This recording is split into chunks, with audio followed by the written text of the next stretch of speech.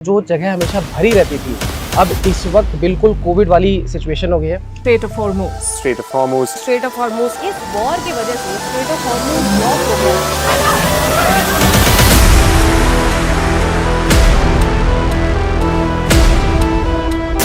लोग आए हुए हैं देहरादून में।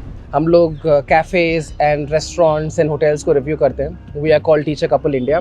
और देहरादून में हम होल सोली देहरादून, मसूरी, लैंडोर, हम इसके यहाँ के कैफ़ेज़ कवर करने आए हैं और यहाँ का ओवरऑल जो कैफ़े कल्चर है उसको एक्सप्लोर करने आए हैं। बट इस वक्त जो ऑनगोइंग एलपीजी क्राइसिस है, हम थोड़ा उसका अपडेट देना चाहते हैं आपको। हम जितने भी कैफ़ेज़ में गए हैं या फिर रेस्टोरेंट्स में गए हैं, वहाँ पर काफ़ी बुरे हाल है। और ये सिर्फ देहरादून का नहीं हाल है, हम लखनऊ से बिलोंग करते हैं। हम लखनऊ से भी जब आए थे तो वहाँ पे भी सबसे पहला इम्पैक्ट जो हमने देखा, जो आप लोगों ने सड़क किनारे जो फूड स्ट्रीट शॉप्स होती हैं वो सारी हट चुकी है। You can see many shops, they have shut down their thalis, their Lucknowi lunch because there is no cylinder left whatsoever. में टुंडे कबाबी को भी उसकी जो मार है वो झेलनी पड़ रही है और अब यहाँ पर भी गैस नहीं मिल पा रही है और गैस ना मिल पाने के कारण भट्टियों से ही जो सारा माल है वो तैयार किया जा रहा है मैक्सिमम, क्योंकि एलपीजी सिलेंडर्स मिल ही नहीं रहे हैं।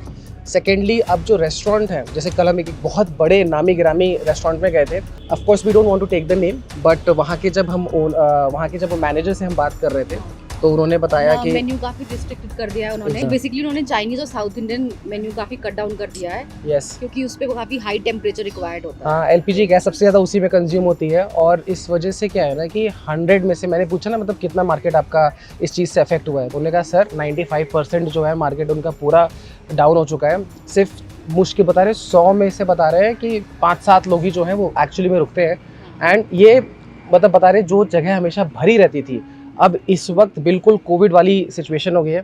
हमारे प्रधानमंत्री जी ने भी अभी कुछ दिनों पहले बोला है कि be prepared for Covid like situation. हम कोरोना के समय भी एकजुटता से ऐसी चुनौतियों का सामना कर चुके हैं। अब हमें फिर से उसी तरह तैयार रहने की आवश्यकता है।